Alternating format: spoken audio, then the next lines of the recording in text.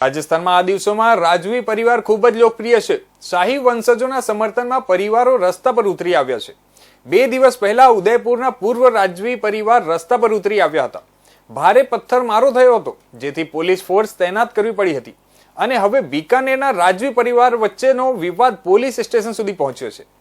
Hotel સંચાલકે BJP ધારાસભ્ય સિદ્ધિ કુમારી વિરુદ્ધ એફઆઈઆર નોંધાવી છે, જ્યારે બીજા જૂથે કાકી રાજ્યશ્રી વિરુદ્ધ કેસ દાખલ કર્યો છે। ઉદયપુરના પૂર્વ રાજવી પરિવાર વચ્ચેનો વિવાદ હજુ અટક્યો નથી અને બીકાનેરના પૂર્વ રાજવી પરિવાર વચ્ચેનો વિવાદ ફરી પોલીસ સ્ટેશને પહોંચ્યો છે। બીકાનેરના બિજવાલ પોલીસ સ્ટેશનમાં એક નહીં પરંતુ 2 એફઆઈઆર નોંધાવવામાં આવી છે। કોર્ટના આદેશ પર લક્ષ્મી નિવાસ પેલેસમાં હોટલ ચલાવતી પેઢીએ સિદ્ધિ કુમારી સામે ગંભીર આરોપો સાથે એફઆઈઆર નોંધાવી છે, જ્યારે બીજા જૂથે સિદ્ધિ કુમારીની કાકી રાજશ્રી વિરુદ્ધ એફઆઈઆર નોંધાવી છે।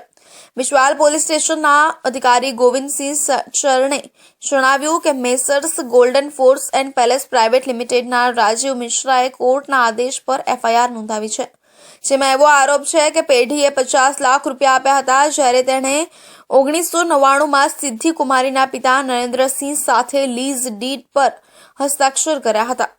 આ પછી પણ હોટેલ પર કરોડો રૂપિયા ખર્ચવામાં આવ્યા, પરંતુ 4 એપ્રિલ 2010ના રોજ સિદ્ધિ કુમારીએ પોતે 3 કરોડ રૂપિયા લીધા અને રાજ્યશ્રીના નામે 1 કરોડ રૂપિયા વસૂલ કર્યા। આ પછી પણ લક્ષ્મી નિવાસ હોટેલની કામગીરીમાં અડચણો ઊભી કરી રહી છે।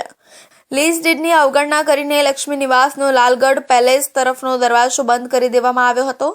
તેઓ તેના પર 10 કરોડ રૂપિયા વધુ આપવા દબાણ કરી રહ્યા છે। જો કે આપવામાં નહીં આવે તો હોટેલ ખાલી કરવાના પ્રયાસો કરવામાં આવી રહ્યા છે। એવો આરોપ છે કે નરેન્દ્રસિંહે 19 વર્ષના 3 લીઝ લીધા હતા, જે કુલ 57 વર્ષ માટે હતું। पीसीपीएनडीटी कोर्टના आदेश पर एफआईआर नोंधावવામાં આવી છે।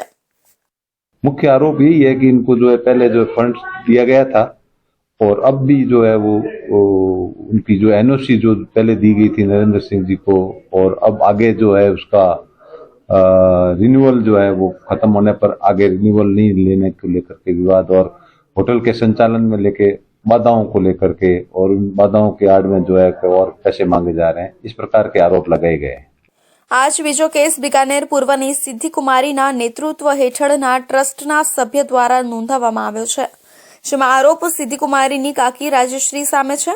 પોતાને ટ્રસ્ટના સભ્ય ગણાવતા સંજય શર્માએ કેસ દાખલ કર્યો છે કે ટ્રસ્ટીઓ અને પ્રતિનિધિઓ રાજશ્રી કુમારી, મધુલિકા કુમારી, રાજેશ પુરોહિત, પુખરાજ ગોવિંદસિંહ, હનુમંતસિંહે આસિસ્ટન્ટ કમિશનરના આદેશની વિરુદ્ધ જઈને અસલ રેકોર્ડનો નાશ કર્યો હતો, ત્યાંથી ક્યાંક દૂર લઈ ગયો અને સિદ્ધિ કુમારી પોતે આ રેકોર્ડ લેવા ગઈ હતી, પરંતુ તેને આપવામાં આવી ન હતી।